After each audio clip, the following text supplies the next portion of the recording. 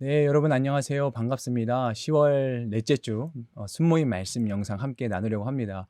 어느덧 벌써 이제 10월이 됐습니다. 올 한 해도 이제 얼마 남지 않았는데 특별히 요즘에 날씨가 급격하게 추워지면서 주위에 감기로 고생하는 분들이 적지 않이 있더라고요. 여러분들 아무쪼록 건강 잘 챙기시고 또 육신의 컨디션도 잘 챙기셔서 또 우리의 영혼에 힘을 얻을 수 있도록 또 여러분들 그렇게 항상 늘 건강 유의하셨으면 좋겠습니다. 우리가 오늘 이번 주에는요, 욥기 10장에 있는 말씀을 가지고 1절부터 12절의 말씀으로 생명과 은혜를 주시는 하나님에 대해서 함께 우리가 순모임을 통해서 나누려고 합니다. 극심한 고난과 어려움 가운데 있는 그 욥에게 친구들이 찾아와서 여러 가지 이제 그 인과응보의 그 원리를 가지고 막 이야기들을 쏟아냅니다. 먼저는 엘리바스와 그가 이제 욥이 이야기를 주고받고요. 그리고 이어서 이제 또 빌닷과 이야기를 주고받습니다.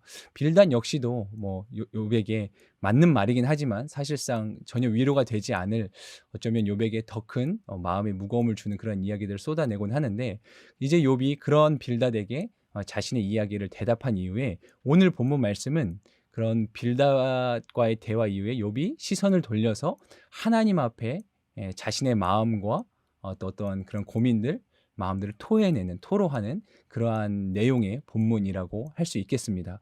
오늘 그런 본문의 1절 말씀이 이렇게 시작해요. "인생 살기가 정말 괴롭구나. 그러니 내 원통함을 터뜨리고 쓰라린 내 마음을 토로할 것이다." 라고 그렇게 오늘 말씀이 시작됩니다. 여러분, 우리의 인생은요, 괴로움과 탄식을 피할 수 없는 인생이다라는 생각들을 해보게 됩니다.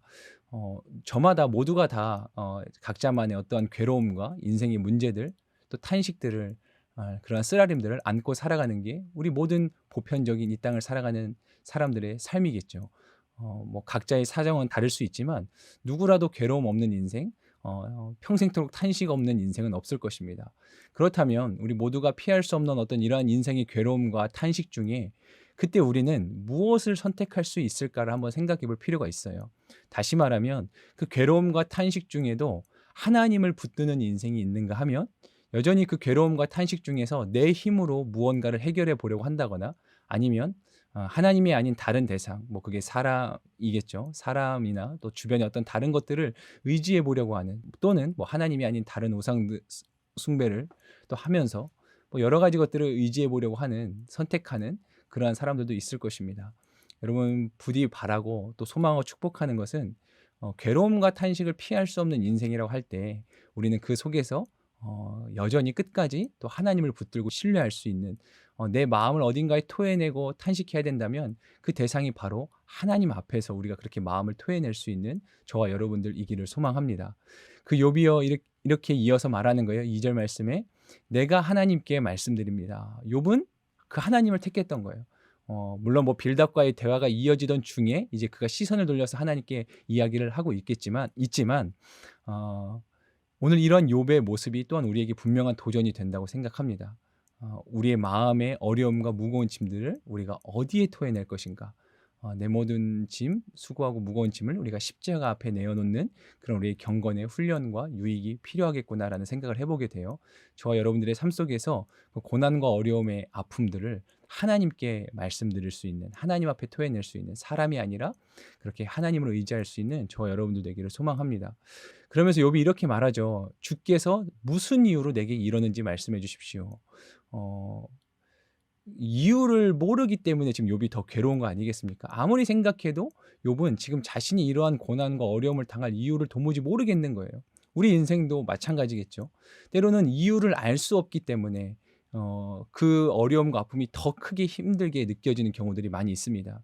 이유를 안다면, 원인을 안다면 그나마 조금이라도 마음이 홀가분할 텐데, 이유를 알 수 없기 때문에 마음이 답답하고 더 큰 어려움과 마음의 무거운 짐들을 느끼게 되는 거겠죠. 그런데 한편 이런 생각을 해 봐요. 우리 인생에 일어나는 모든 일들에 대해서 우리가 다 그 이유를 안다고 한들, 그 이유를 아는 것으로 그 문제가 완전히 해결되는 것일까? 뭐 콕 집어 말할 수는 없겠지만 어떠한 문제들은요, 그 이유를 알고 나서 오히려 마음이 더 무거워지는 일들도 분명히 있을 것입니다. 그런데 이제 어떤 우리의 본성과 우리의 마음 상태는 항상 이유를 알 수 없을 때 하나님 앞에, 그리고 우리 인생에 "왜?"라고 하는 질문을 던지면서, 어쩌면 그 질문이 때로는 우리를 물론 더 성장시키기도 하지만 때로는 그 질문 속에 이유를 알고자 하는 그 욕구와 욕망이 채워지지 않음 속에서 오히려 불신의 길로 그렇게 나아가는 인생들도 있는 것을 보게 됩니다. 대체 이유가 무엇일까? 우리도 끊임없이 그 이유를 알고 싶어 할 때가 많이 있지 않습니까? 모르기에 힘든 거죠. 그런데 오늘 욥을 통해서 우리가 느끼는 한 가지는 뭐냐면 그 알 수 없는 이유에 대해서 욥은 지금 하나님께 묻고 있다라고 하는 거예요. 그리고 또 한 가지 우리가 깨닫는 것은 우리 인생에는 아무리 물어도 그리고 아무리 생각해도 돌이켜 보아도 그 이유를 다 밝힐 수 없는 알 수 없는 일들도 있다라고 하는 것입니다. 자, 이러한 인식을 가지고 인생을 살아가는 것과 내가 모든 것을 반드시 알아야만 한다, 알고 싶다, 어떠한 그러한 욕구에 어떠한 그러한 마음의 욕심의 차이는 인생은 분명히 다를 거예요. 그러니까 저와 여러분들이 인생을 바라보는 어떤 우리의 세계관과 우리의 안목이 때로는 내 인생에 내가 다 알 수 없는 일들이 일어나는구나. 그게 나의 유한함이고 나의 어떠한 피조물로서의 제한성이구나라는 것들을 우리가 인식하고 그것을 어떠한 우리의 기본값으로 인생의 기본의 베이스로 인식하고 살아갈 수 있다면 훨씬 더 우리가 고난을 받아들이는 우리 삶의 어떤 태도, 마음에 여유가 있지 않을까라는 생각들을 해보게 됩니다. 욥은 하나님 앞에 그렇게 탄식하고 토로하면서 자신의 마음을 토해내고 있는 거예요. 하나님, 이유가 무엇이냐고. 그러면서 욥 자신이 갖고 있는 견해들에 대해서 계속해서 이야기해요. 그 내용들을 보면은 주님, 주님이 손으로 지으신 나는 억압하고 멸시하면서 그리고 내가 얼마나 또 의롭게 살렸는지 주님이 누구보다 아시지 않습니까? 그러한 내 인생에는 이렇게 아픈 고통들이 있는데 도리어 악인이 꾀하는 일을 하나님은 좋게 보시는 겁니까? 이러면서 나름대로 자신이 가진 그 시선으로 해석한 내용들을 그렇게 욥이 하나님 앞에 이야기하고 있다는 거예요. 여러분, 우리 인생에 어느 날 불현듯 들이닥친 괴로움과 아픔, 고난들은요, 그렇게 우리의 시선을 매우 제한적이고 좁게 만드는 경향들이 있어요. 이걸 다르게 표현하면 어떠한 문제에 매몰되게 만들고 어떤 상황과 때로는 그 어떤 대상에게 우리의 시선이 완전히 매몰되게 만든다는 거예요. 그러니까 시선이 좁아진다는 거죠. 그러므로 그러니까 괴로움은 많은 것들을 차단시키는 거예요. 그래서 우리로 하여금 객관적이지 못하게 되고 좀 상황을 이렇게 차분하고 여유 있게 바라보지 못하게 되는 거예요. 그래서 조급하게 만들고 시선이 좁아지게 만들고 다른 것들을 보지 못하게 만들고 그 감정에만 온통 매이게 만드는, 그게 이제 우리 인생에 찾아오는 괴로움이라든지 고난과 아픔들이 주는 또 다른 영향력이겠죠. 이것을 생각해 볼 때 우리가 두 가지를 깨달아 볼 수 있어요. 한 가지는 뭐냐면 누군가 타인이 그렇게 큰 어려움과 괴로움 가운데 있을 때 그러므로 우리가 함부로 무언가 이렇게 그 사람에게 이야기하려고 하면 오히려 때로는 원치 않는 결과가 지금 마치 이 욥과 친구들처럼 말이에요. 왜냐하면 괴로움 속에 있는 사람은 누구라도 이렇게 지금 그 시선이 제한적이 될 수밖에 없는 거예요. 그러니까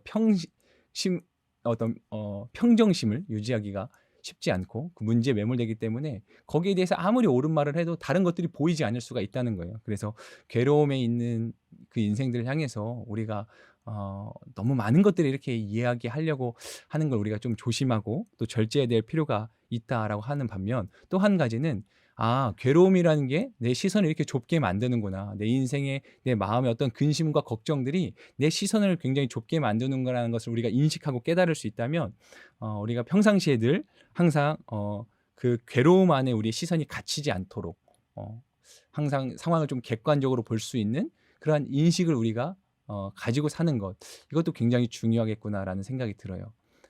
괴로움에 있는 인생들에게 너무 우리가 무언가를 막 얘기하려고 하기보다 오히려 좀 기다려줌이 필요하고 반면에 그걸 나에게 적용한다면 내가 괴로움에 갇혀서 내 시선이 좁아져 있지는 않은가, 또한 그걸 돌아볼 수 있는 안목이 필요하다라고 하는 거죠. 자, 오늘 이 본문에서 중요한 건 뭐냐면 이제 7절에 있는 말씀을 기점으로 욥의 태도가 약간 무언가 변화되는, 그 욥의 이야기가 뉘앙스가 조금 달라지는 느낌이 있어요. 7절 말씀을 보면 주께서는 내가 악하지 않는 것을 아시고 나를 주의 손에서 빼낼 자가 없음도 아십니다. 그러니까 이 욥의 태도를 보면 처음에는 탄식과 어떤 토로에서 그렇게 시작된 내 마음을 토해내겠다, 토로하겠다, 그렇게 시작됐던 욥의 부르짖음, 절규였다라고 한다면 그것이 어느새 이제 하나님을 향한 신뢰와 간구로 변화되어 감을 보게 되는 거예요. 지금 이 7절 말씀에서 욥이 분명하게 그렇게 얘기하고 있지 않습니까? 주께서는 내가 악하지 않은 것을 아시고 나를 주의 손에서 빼낼 자가 없음도 아십니다. 하나님이 모든 것을 아신다, 하나님은 선하시다라는 것을 욥이 분명하게 인정하고 있다라고 하는 거예요. 여러분 우리의 인생도 마찬가지죠. 때로는 어려움 속에서 아픔 속에서 우리가 탄식하고 토해낼 수 있어요. 그런데 그 대상이 하나님이어야 되는 것도 또한 중요한 겁니다. 자, 그렇게 탄식으로 시작했지만 때로는 우리의 마음과 어려움들 막 토해내듯 이야기하지만 그러나 거기서 끝나는 게 아니라 그것이 바로 반드시 또한 그 하나님을 향한 신뢰와 간구로 나아가야 된다. 이 신뢰 또 다르게 표현하면 이 신뢰와 간구를 우리가 절대로 놓쳐서는 안 된다. 탄식 중에도 그런 부르짖음과 절규 속에도 이 하나님을 향한 신뢰와 그리고 하나님을 의지하는 그 마음을 우리가 빼앗기거나 놓쳐서는 안 된다라는 것을 또한 보게 되는 거예요. 그 욥이 고백하는 하나님의 성품, 어떠한 능력이 오늘 어떤 것에 포커스가 맞춰져 있냐면 바로 창조주 하나님이에요. 이 세상을 만드실 뿐만 아니라 주관하시고 또한 욥의 인생을 그 욥을 창조하신 하나님. 그래서 이 욥의 고백을 살펴보면 지금 욥 안에는 이러한 마음의 고백이 여전히 흐르고 있는 거예요. 뭐냐면 여전히 하나님은 하나님이시다는 거예요. 여러분 한번 이 영상으로 보고 계시겠지만 한번 따라서 해보시겠어요? 여전히 하나님은 하나님이시다. 여러분 우리가 고통 중에 있고 어려움 중에 있을지라도 이 고백 그대로 여전히 하나님은 하나님이신 거예요. 우리가 고난을 당한다고 해서 때로는 우리가 선하신 하나님을 막 악하다 오해할 수도 있는 거고요. 분명히 살아계신 하나님인데 우리가 극심한 어려움 속에 있을 때 마치 하나님은 살아계시지 않은 것처럼 오해할 수 있다는 거예요. 그런데 여러분 꼭 기억하셔야 돼요. 내 감정과 내 상황과 내 상태가 어떠하든지 간에 여전히 하나님은 하나님이시다. 그 신뢰를 가지고 있는가, 여전히 그 신뢰가 있는가 없는가가 우리 신앙의 다음 스텝에 굉장히 중요한 키가 될 수 있다. 때로는 탄식할 수 있어요. 내 마음을 막 토해낼 수 있어요. 그러나 이 고백이 우리 마음에 항상 그 무거운 무게추처럼 저 밑 기본에 딱 있어야 돼요. 하나님은 하나님이시다는 거예요. 내가 다 이해 안 돼도, 내가 다 이유를 알 수 없어도 하나님은 하나님이시다. 그 하나님이 어떤 분인가요? 선하신 분이고 또 특별히 오늘 욥은 그 창조주 하나님. 바꿔 말하면 내가 다 감히 내 인식에 내 어떤 지혜와 이런 것들에 담을 수 없는 하나님이라는 거죠. 그래서 우리가 평상시에 하나님이 어떤 분인가를 끊임없이 또 많이 알아가는 것도 중요해요. 또 많이 체험하고 우리 신앙의 삶 속에서 정말로 하나님의 어떤 살아계심, 전능하심, 그또 창조주 하나님, 크신 하나님, 뭐 승리 하나님, 우리가 하나님을 향해서 또 많은 것들로 그렇게 찬양하고 고백할 수 있는데 그 하나님을 많이 경험하고 또 함께 동행하고 특별히 말씀과 기도 가운데 그 하나님과 친밀한 교제를 나누는 그 어떤 영적인 근력을 기르는 것이 너무나 중요하다라는 그러한 또 고백을 해보게 됩니다. 오늘 끝으로 11절, 12절 말씀이 이제 욥의 어떤 그런 절정의 고백이라고도 할 수 있는데 11절 말씀을 보면 내게 가죽과 살로 옷 입히시고 뼈와 힘줄로 짜서 나를 만들지 않으셨습니까? 12절에 주께서 내게 생명을 주시고 은총을 베푸셨고 나를 돌보시고 내 영혼을 지키셨습니다. 아멘. 욥이 정말 어려웠지만 하나님을 향해서 여전히 이 고백을 하고 있다는 거예요. 신뢰의 고백. 하나님의 은혜를 기억하고 고백하고 있다는 거죠. 항상 저는 하나님의 은혜하면 딱 이 표현들이 떠올라요. 바로 에베네셀의 하나님, 임마누엘의 하나님, 그리고 여호와 이레의 하나님. 에베네셀이라는 뜻은 뭐예요? 여기까지 나를 인도하셨다는 거예요. 하나님이 그런 분이시죠. 과거의 순간들을 돌아보면 모든 것이 하나님의 은혜고 그 하나님의 은혜로 내가 그래도 여기까지 왔다는 것을 우리가 부인할 수 없잖아요. 그런가 하면 하나님은 어떤 분이시냐면 임마누엘의 하나님이다. 임마누엘은 지금 나와 함께 하신다는 거예요. 하나님이 지금 나와 함께 하시고 현재 내 삶 가운데 함께 하시는 하나님. 여호와 이레는 예비하시는 하나님이에요. 그래서 이후로도 내일과 내 미래의 삶도 하나님께서 나를 위해 가장 좋은 것을 예비하신다. 이 믿음. 그래서 하나님의 은혜는 과거에도 그리고 오늘도 그리고 내일도 여전히 내 삶 가운데 흐르고 있다는 거예요. 여러분들 이걸 꼭 기억하셨으면 좋겠어요.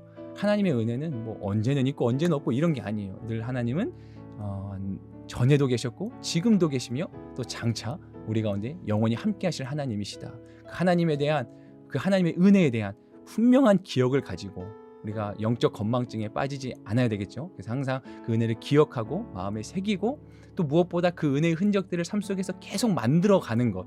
그냥 아주 먼 옛날 그 과거의 하나의 기억만 가지고는 또 우리가 더 어려울 수 있기 때문에 매일매일 우리가 하나님과 그 은혜를 친밀하게 나누고 또 누리고 기억하는 그 어떤 경건의 훈련도 중요하다는 걸 다시 한번 말씀드리면서 그 은혜를 기억한다면 때로 우리가 정말 어느 날 큰 어려움이 찾아와도 그 은혜를 기억함 속에서 다시 한번 이 선하신 하나님을 바라보고 또 찬양하고 고백하면서 그 믿음이 결국 나를 이끌어 주어서 또 그 어려움 속에서 나를 건져내는 또 하나님의 큰 손길을 경험하게 될 줄로 믿습니다.